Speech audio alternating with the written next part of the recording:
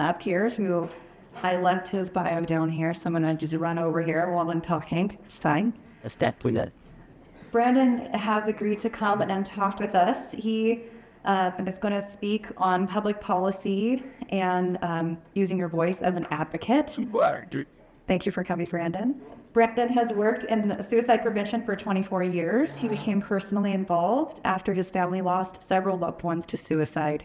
He continues to research risk factors and protective factors with a vision to prevent and reduce suicide rates in Utah.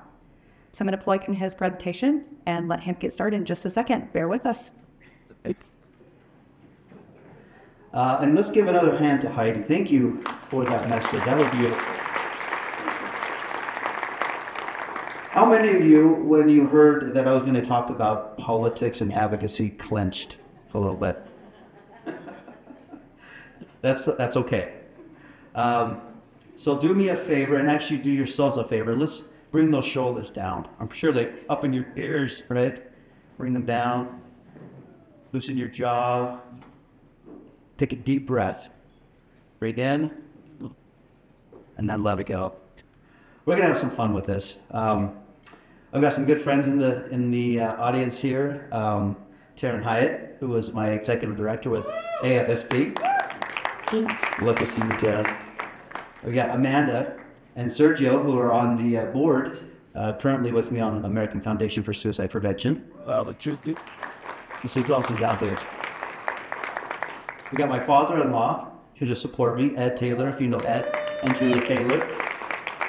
And I don't see my daughter. She attends here, and she was going to be here. She's just probably running late. She's following in her dad's footsteps. Thank you so much. And getting her social work degree, and is excited to start practicing soon. She graduates this semester. So, yeah.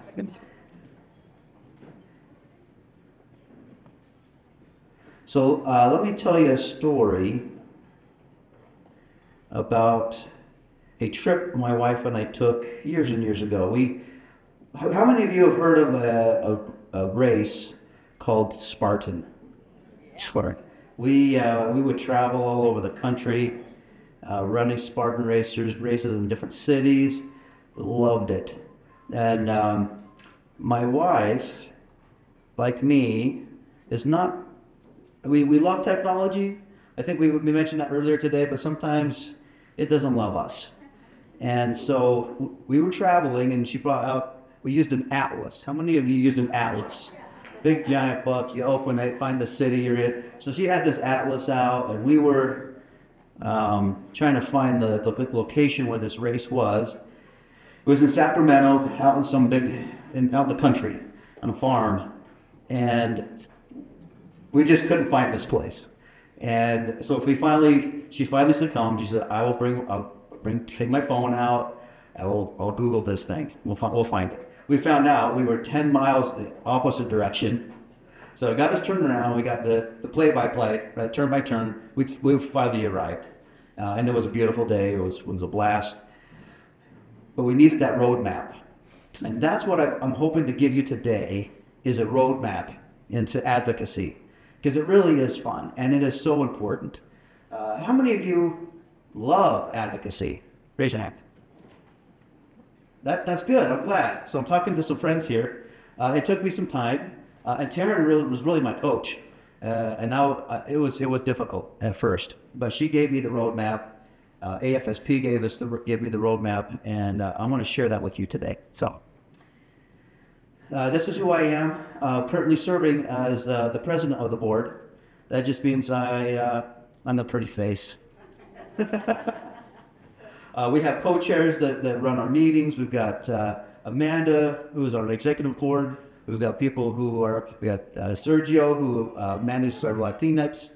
We've got programs in the community. We've got a lot of excellent people. Like Heidi mentioned, it takes a group to move us forward in a positive direction and do some good work.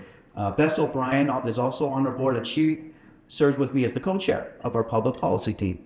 And I would love to invite you all to join us on that team.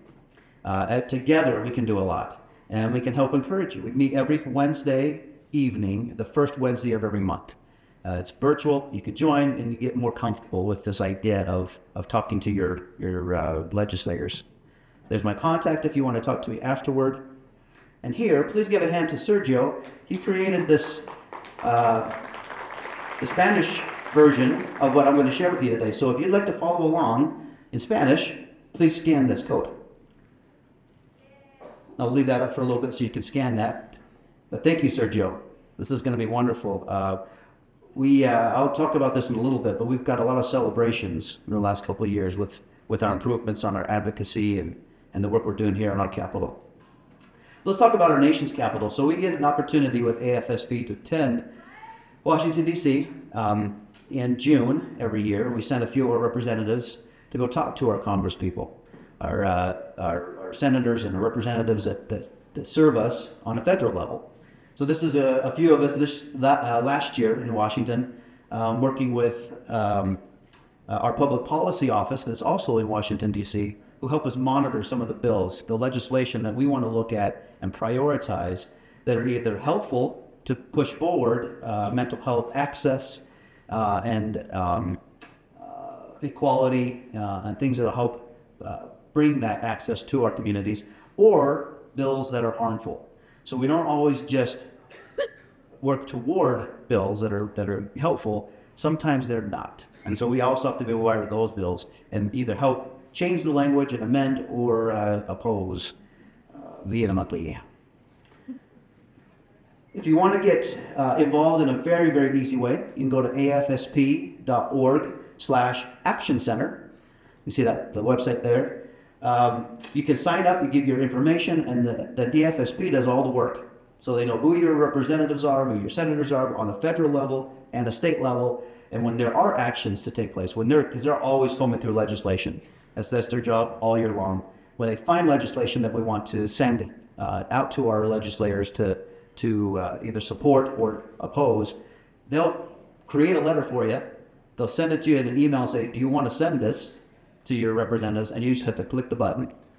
Now, if you want to do more, you can go and edit that letter and add your own personal story to it once you get more comfortable with the system.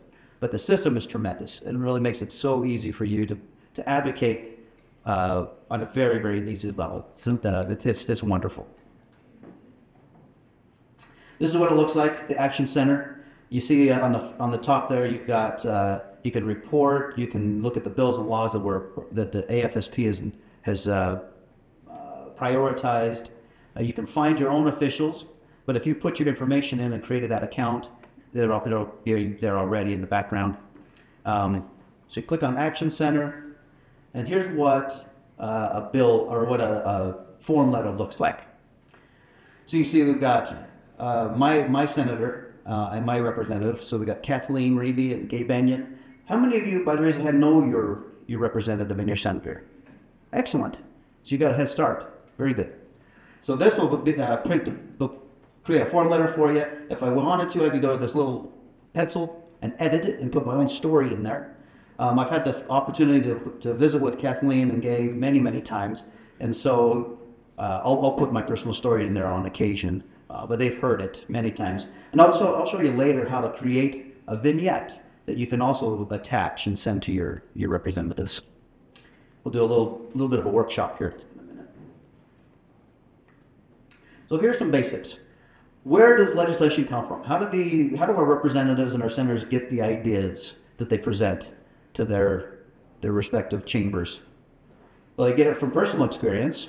Some of them have had experience of their own that they want to change, something about the law or the community. They can get it from us. And a lot of them do get it from us, their constituents, from the letters like the one I just showed you, or from conversations that you can have maybe in a town hall meeting with your legislator, or a phone call. How many of you have telephoned or texted your legislators? Excellent. Let's get to see. Do you know where to find their contact information? All right, we're going to talk about that. And then organizations like coalitions, like the American Foundation for Suicide Prevention, like the National Alliance on Mental Illness, groups like this. We can talk to our legislators and say, hey, this is something we're seeing in our community that we need to put energy, resources, funding, whatever it may be, from organizations like this, talking with our representatives. How many of you remember Schoolhouse Rock? This, every time I talk about this, that goes through my head. That little bill on the steps.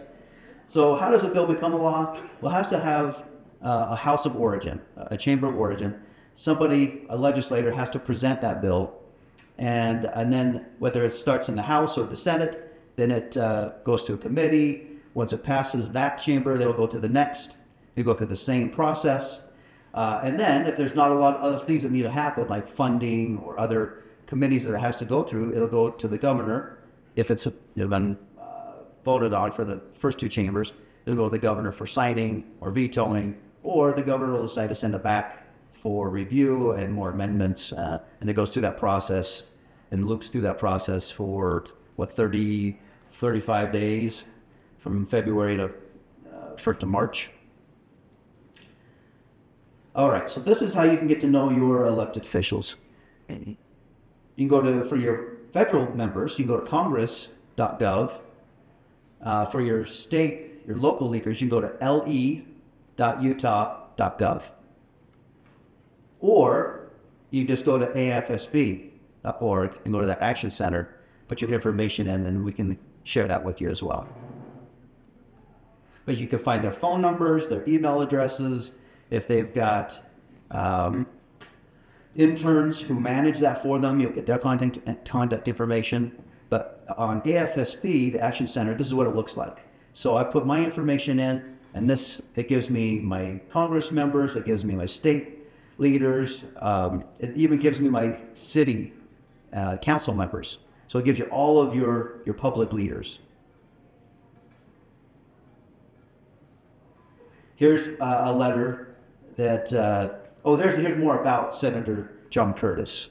So you can click on any of those images, and it'll give you more information about who those people are. Now, I remember John, when he was a representative, he just recently got voted in as our senator. Have any of you had a chance to talk with Representative Curtis? He's a very, very genuine guy. He's one of the only representatives that meet with us almost every year when we go to D.C. He is a champion. He really has care and concern for mental health access and for his constituents. So I'm very happy that he is our senator. Previous senators have not been so kind, and so I'm excited to see what he's going to do for us as our senator. Here's some more resources if you want to look at training videos. There are webinars on the AFSP advocacy site. So that's afsp.org/advocacy resources. But if you go to afsp.org, you can navigate and find a lot of this. Many, many training videos that just help you get more comfortable with this whole process, so that you don't have to clench whenever you hear politics or advocacy. So Heidi mentioned about language. Language matters. So when we talk to our representatives, we have to also be careful about how we talk, and we train them.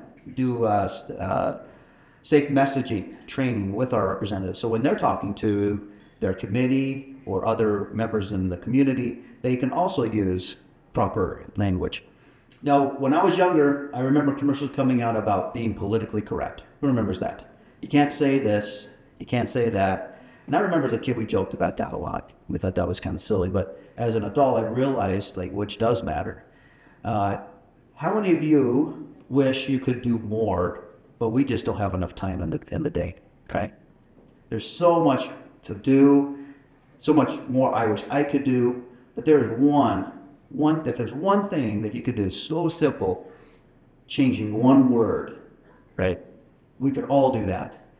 When I say the word committed suicide, that's something we've said for years and years and years. That's just our vernacular, right? It's comfortable. But what happens when you hear that word, committed? You clench a little bit, kind of like when I say politics, right? That it invokes or connotes a term that we kind of associate with other things, like breaking laws or committing sin. So just changing that one little word does a tremendous thing for reducing stigma And that's the point of changing the language, the idea of safe language, appropriate language, so that we can reduce the stigma, so that we can help our fellow community members, our peers, have a better chance of seeking help. I know, speaking for myself, it's a lot easier to ask for help if I know I'm not going to be judged for asking for that help. And that's all we're talking about with safe language, is just changing it, tweaking it a little bit so that we can help our friends feel comfortable seeking that help that they need. As a researcher, I use the word failed attempt often. I didn't think anything of it. Or a successful attempt. That's kind of an oxymoron. We're using positive words to denote something that's not so positive. And so we've had to change our vernacular as researchers and simply call it what it is. It's a death by suicide or an attempt of suicide. So just changing the way we speak can do so much for our community. And it's really all about reducing the stigma so that we can promote self or help-seeking behavior. I'm going to show you a little video about some of my peers who are visiting with their Congress member. You can see how easy it is. Oh, that's not going to let me. Well, she gets the internet running. How many of you have had an opportunity to sit with your legislator? Was it scary at first? What made it less scary? You realize there's good thinking. Thank you. When you realize they're people like us. You work for us. They worked for us. We're not with you guys. You were with us. Excellent. So you have people with you to help support you. Wonderful. I love that. Thank you. I thought I saw someone back here raise a hand. Yes. I didn't know that they were. Okay. So you're talking to a stranger. Yeah. That reminds me of a campaign that the AFSP has called Seize the Awkward. It's for our children. We say when you don't know what to say, here are some ideas, right? Seize that opportunity. You see someone that's not doing so well, you don't know them, but seize that opportunity. Be awkward. Go talk to them. Get to know them. And that's the same for us, right? I don't think I'm any different than my, children when it comes to talking to a stranger. It's awkward. But we get to know them, and it's not so awkward after we've introduced ourselves and we get to know what they're about and who they are. And that's why we're here promoting advocacy, so that we can go out, we can understand that we voted for these folks to represent us. They're our neighbors, and they're just like us. And once you understand that, it's a lot less awkward. Darn, that guy is you. Okay. Right, a little further, right there. Thank you. So watch these young ladies talking with their congressman, and you'll see that it's not so scary. They're actually very, very nice. Barrier. And they are happy to see you, actually. They want to hear from you, because sometimes they don't have any ideas. They don't know what is needed in the community, so they need to hear from you so they know what they can do. Give them some direction. Okay. If this doesn't work, that's okay.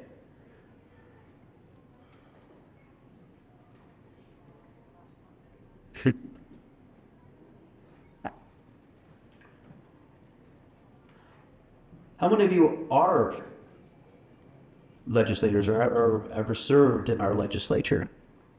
Anyone here? How about any community leaders? We have council members. Thank you for being here. It's a very hard and probably thankless job. I know we complain about our lawmakers a lot, but they do a lot of good work. And the ones who are presenting bills that maybe aren't so good and are harmful, perhaps they don't know that. And so they need to hear from us so they know that their proposed bill is going to hurt members of our community. A lot of times I've realized that they just don't know. They really are trying to do good for the community that they're aware of. And so we need to help them be aware of other communities that could be affected by that piece of legislation. We're gonna talk about some of that here in a minute. Over the years, some of the bills that we've supported, some of the bills that we've opposed, and even some of the bills we opposed that actually did get signed into law, and what we did, how we recovered from that. Okay, we can move on from that. Thank you for trying. Okay. You're okay. It's not standard. You can imagine. So this is what it was. These two ladies, they came to their congressman and they asked him. First of all, they introduced themselves. He introduced himself to them. They asked him how much time he had because they don't have a whole lot of time. So you've got to have a speech prepared. We called it the elevator speech, 10, 15 minutes max. And so to be respectful, you ask them how much time they have, and then you try to stick to that time frame. You share your story. You don't have to know everything about politics. You don't have to know everything about the bill that you want to talk about. Sometimes they don't even know a lot about the bill because they've got interns that are combing through all that information. So you don't have to know a lot. All you have to know is you. Just share your story, be authentic, and let them know how this bill could either help or harm your cause. Here we go. Here's the sequence. We usually take 2 or 3 people. We don't want to overwhelm them with a lot of people. There's not a lot of room in their offices. They don't get big, giant, spacious, palatial offices. They're very small. Sometimes we meet in the hallway. They come out off the floor. They'll meet with us for 5 or 10 minutes and then go back in to vote on a bill. So you don't get a lot of time. You share your story, and then you ask them. So you always have an ask, right? Will you support this, or will you oppose this? Very, very simple asks. I'll tell you a story with our Representative Burgess Owens. How many of you know Burgess Owens, an NFL player, retired, now congressman? He's delightful. Whenever we get a picture with him, he always lets one of the ladies wear his NFL ring. And I remember asking him to support a bill, I think it was last year, and he had his chief of staff look at the sponsors. So, go, who is co-sponsoring that bill? And he looked and he said, yeah, I recognize his names. Okay, I will only sponsor a bill if I like those people. I'm not going to put my name on anything with people that I don't trust or like. So they are just like us, right? They want to make sure they're supporting their friends, their fellow legislators, and they have an image to uphold. So we recognize that, and we kind of use that to our advantage. Good. Let's move forward to let's see. That was in 2022. Let's go to 2023. We had a couple bills, really good bills. They were sponsored by some of our champions in the legislature. We had the ban on our conversion therapy. We felt really good about that. We had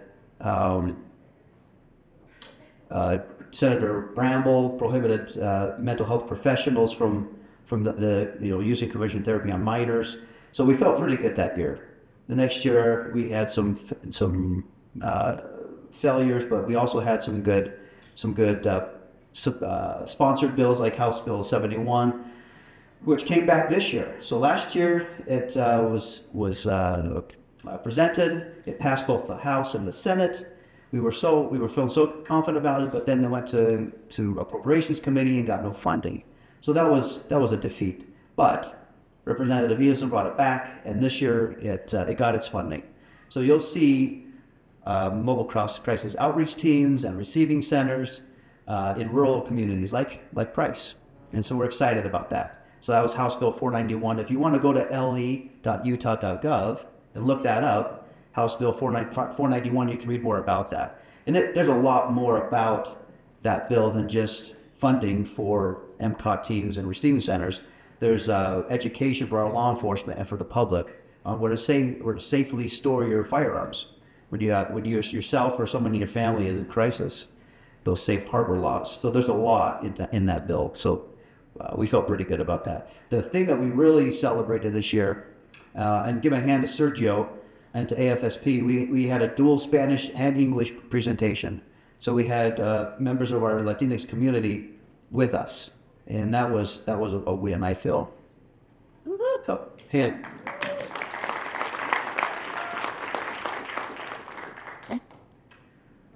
All right, let's look at le.utah.gov. So this is what it looks like when you log in. I've created an account, so it may look a little bit different when you first log in, but that's the page. You can search that search bar in the middle if you wanted to look up House Bill 491, for example. And on here it is. So here's the example. We've got Representative Elison, one of our champions. He was my representative for a very long time until they redistrict. But he's a dear friend now, and Senator Vickers both sponsored that bill. And you can read about it here. You got your bill text. If you look on that bar in the middle, you got your bill text, your status, and then the debates or hearings.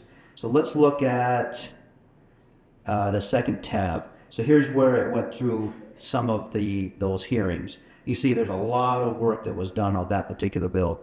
It went from the House to the Senate, then back to the House, and then you can see finally on 317, it was enrolled for printing. So that was a big win. It got approved and funded, and now it's with the governor for signing. Now here's where I want to point you to. On the right, you can see where it's got a voice vote and a bunch of numbers. Those are the votes. Now, if you have a particular bill that you're interested in, you have a cause that you really want to promote for your community, and it's a mental health related cause, you can go to see who voted. This is the House. We've got 70 yays. Those are 70 people that you can go reach out to if you need help sponsoring a bill or drafting a bill or co-sponsoring a bill. Those are your champions. Those are the people you can turn to. They at least liked that bill. We got one nay. So that's an individual that we have an opportunity. We could teach. We could reach out to and say, why did you not like this bill? How can we educate you on the importance of access to mental health care? And then you got some people who didn't vote. So that's the House. Then you can go down to look at the other votes right here where it says the Senate. I'm going to look at the last vote here, the 2504. And here's our senators. So if you're looking for a senator to co-sponsor something with your legislator or your representative from the House, we got 27 champions. So we can look to it. You can click on those names and learn more about them, like Senator Blowen, or I've got my Senator Reeby there. Senator Dan Thatcher has always been a good champion of mental health care. So these are people you can also turn to. You can click on it, get their information, send them a text, give them a call, send an email. But this is how I use the site for my benefit. So if you got something that you want to talk to them about, these are the people you can turn to. And there was nobody in the Senate that voted against this bill. So that's what I love about researching here at le.utah.gov is it gives me hope that we've got bipartisan support from our legislature, and that gives me hope. So here's what I talked about, a little workshopping vignette. So a vignette is that 5-minute story, that 2-minute story, that elevator speech, the thing that brings you to the cause, the thing that attaches you to this cause. You want to keep it pretty short. If you don't have time to talk to your representative, when you're walking down the hall or they're heading to another meeting, you can say, here I am, and here is a picture of me, and here's my story. And so here, usually we have our contact information as well. This is Bess, my co-chair, and this is me. We put where we're from so they can know, are they my constituent or not? And it doesn't necessarily matter if you're not their constituent, but it really helps if you are. They really like to talk to their constituent. Any questions about the vignette? How many of you have created a vignette ever? Would that be something you'd like to do? Have a little workshop where you actually create that vignette?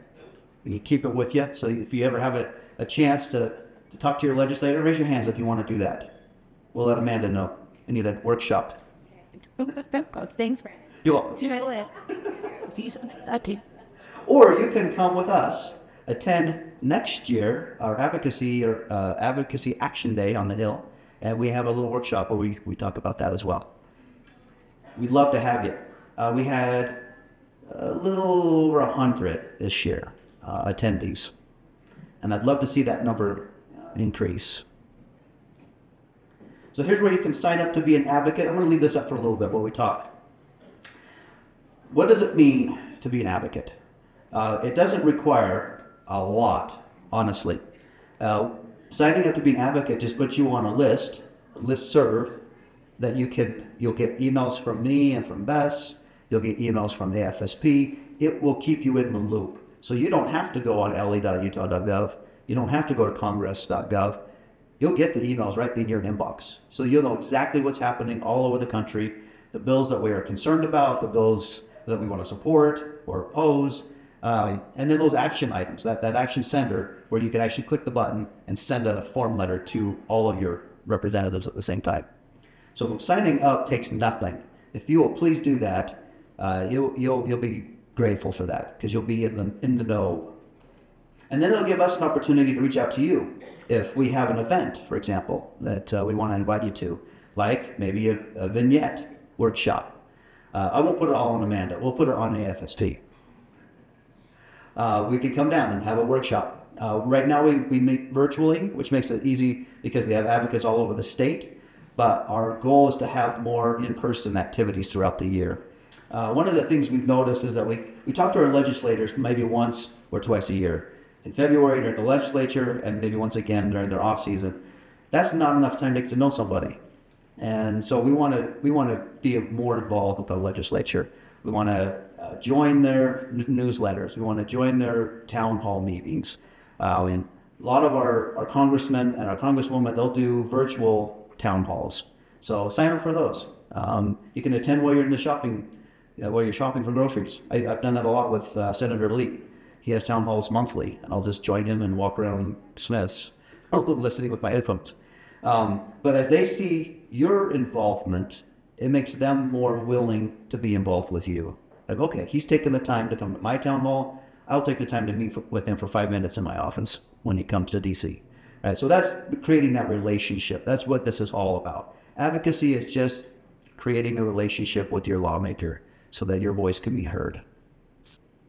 Yeah. So here are the upcoming events that I wanted you to be aware of. This is all the events, the big events for AFSP.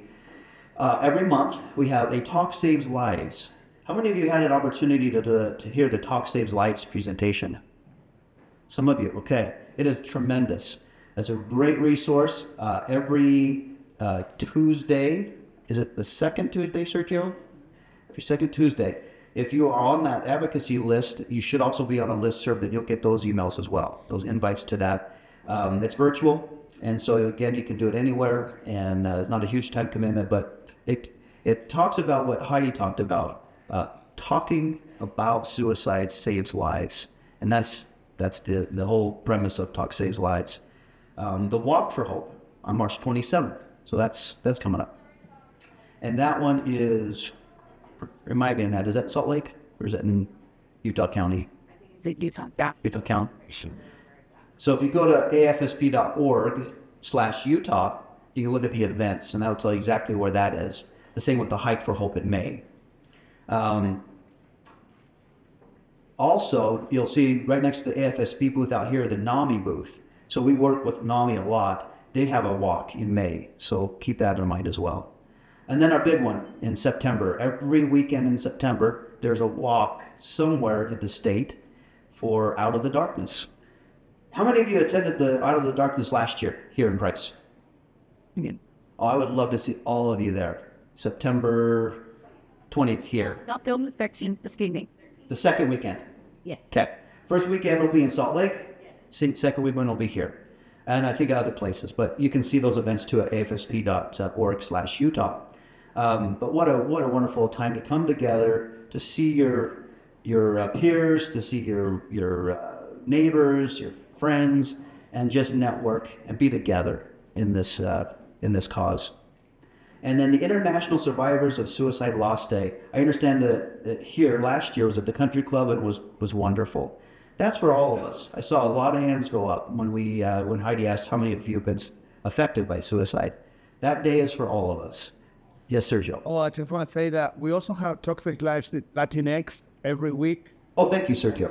Yeah, in Spanish, we're going to have the first walk, Latinx, all in Spanish, vendors in Spanish for everyone. If they want to come, it's going to be on the 4th of October. And then we're going to have the first Latinx Love Survivor Day on the 22nd of November, in West Jordan. So if anyone on the rural areas, we have a lot of Latinos. And if you guys want to invite them, they can contact me or go to afsp.org/forward-Utah too. Did everyone hear that? The programs that Sergio was talking about are for our Latino community, my Latinx community, a lot this year. So go to afsp.utah or .org/Utah and look for those. If you've got Spanish speakers in your community that would like to support that, Sergio said weekly you have Spanish-speaking Talk Save Lives. So let's spread the word to our Spanish-speaking community and get them involved. Thank you, Sergio. And then lastly, next year our Advocacy Action Day on the Hill will be February 24th. So put that in your calendars. I'd love to see you there. It's a great opportunity to mingle and get to know your legislator with friends. So you're not doing it alone. It's not awkward, and you got people that can help take you down that path, that roadmap that I was talking about. When you're with someone who's already traveled that road, it's a lot easier. Let's see. I think that's it. I thought I had another QR code. Are there any questions in the audience? Come see me out at the booth, the AFSP booth, if you have any questions. Be happy to sit and visit with you and share any other resources that we may have. Thanks.